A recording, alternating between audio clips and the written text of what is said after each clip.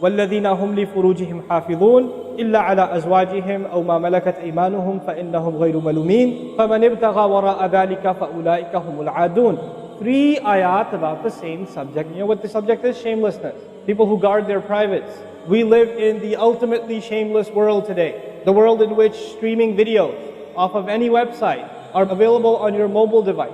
The age in which the pornography industry is a multi-trillion-dollar industry. The point of which, the agenda of which is to make sure every one of you is a consumer of filth in one way or another. That every man, woman and child is exposed to this stuff, and they're hoping you are, so you become addicted to it, so you become yet another consumer. This is the gift of pornography to society. It's creating people, turning people into animals and perverts. And some of you unfortunately have that addiction. And you're watching this stuff online, and you're watching it and saving it on your apps and your mobile devices. And you don't feel bad about it anymore. You've justified it to yourself. And you feel bad about it once in a while, but you go back to it. And as you think, oh, well, at least I'm not hurting anybody. At least I'm not doing it to anybody else. I'm just watching this stuff. It's okay. But you know what's happening to you?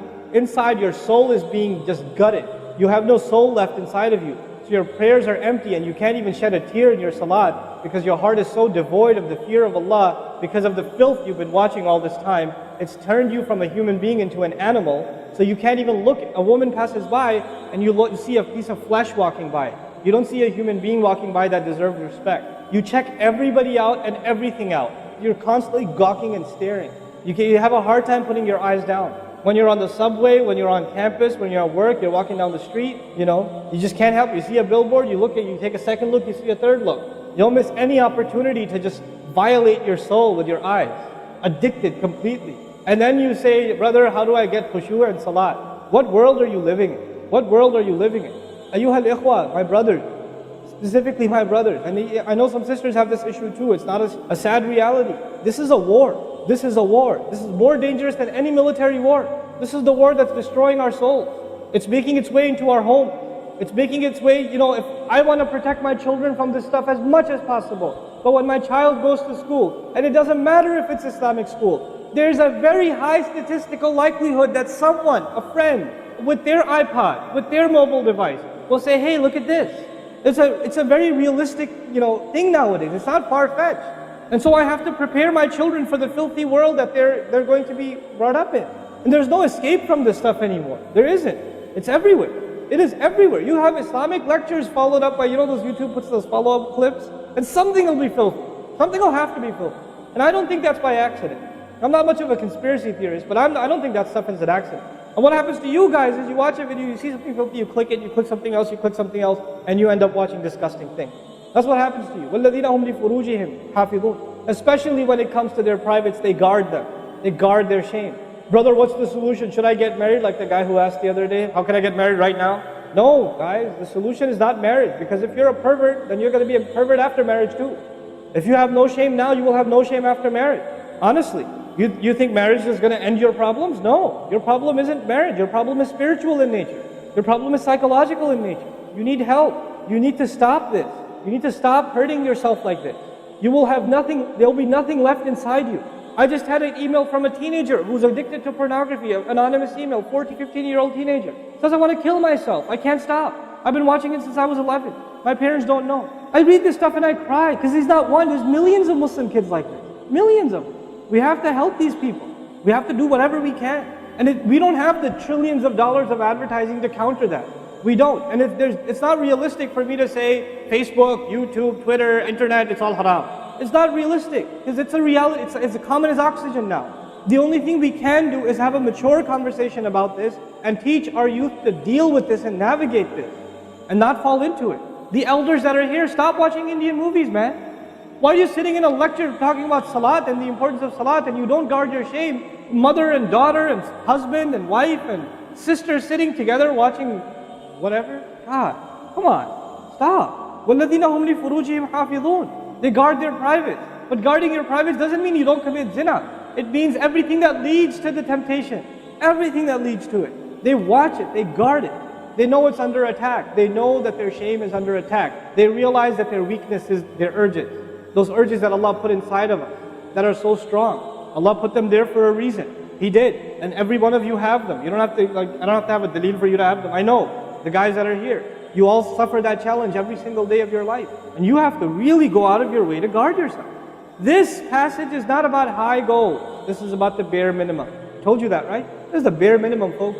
The bare minimum is we guard ourselves from shamelessness. We wage a war within ourselves against that tendency. And I know some of you have tried to quit before and you go back. And you've tried to quit before and you go back again. And you go back again. And you keep falling into that trap. I know some of you have done that, and you're struggling with it. But don't give up on yourself. Don't give up on yourself. And whatever it takes, just don't be alone. Don't be by yourself. Be with good friends. Be outside. Study somewhere else. Go to the library and study. Go somewhere where other people are around. Because when you're by yourself, shaitan gets you. And if the fear of Allah isn't enough for you, at least the fear of other people will work for you. At least something's better than nothing. For those, I've said this in other talks before, for the parents here, if you have a computer in the house, please don't make it a laptop. Have a desktop in the house with a really big monitor. Get the biggest monitor you can find. Honest to God. And make sure your computer is in the kitchen or in the dining room. Don't put it in the living room. Don't put it in the kids' room. Don't put it in your bedroom. Put it in the dining room, facing the public. You want to do homework, do it over there. Though you can't move the monitor this way or that way. It's facing everybody. That's how you should have it. We have to take these precautions. Don't give your 11-year-old a smartphone. What were you thinking? That's not very smart. Don't give them a smartphone. Why am I seeing kids in Islamic school, 5th graders, with iPhone? With 4G, you know how dangerous that stuff is? وَالَّذِينَ هُمْ لِفُرُوجِهِمْ حَافِظُونَ إِلَّا عَلَىٰ أَزْوَاجِهِمْ, except upon their spouses, أَوْ مَا مَلَكَتْ أَيْمَانُهُمْ فَإِنَّهُمْ غَيْرُ مَلُومِينَ, or what their right hands possess, then they're not to be blamed. Allah says we have these urges and we can execute those urges, we can release those urges, but to the halal spouse, to the spouse, our spouses. But outside of that, we can't. And by the way, when people get addicted to this sort of thing, and they get accustomed to it, or they get over and overly exposed to it, they have miserable marriages. And marriages start falling apart. They have this virtual idea of what pleasure means, and they don't find pleasure in their spouse anymore. And there's great fitna that comes into the family. It destroys homes, Muslim homes. That's what's happening in our world today. فَمَنِ ابْتَغَى وَرَاءَ ذَلِكَ فَأُولَٰئِكَ هُمُ الْعَادُونَ. The people who pursue anything beyond that, then they are the ones engaged in aggression. This is an act of aggression. Al-adawa in Arabic means animosity. Allah says whoever pursues their urges to be fulfilled outside of the halal, outside of the marriage, whoever pursues that, then they are engaged in an act of aggression. The question is, aggression against who? Because when you say enemy, you have to say enemy of who? If they've become an enemy, who have you become an enemy to? Allah didn't mention a maf'ul bihi, no jar majroor, nothing related to it. You know what that means? They are an enemy to themselves, their family. They become an enemy even to Allah's teaching. These are the kinds of people. The most important asset you and I have is our hearts. And this shamelessness destroys the heart.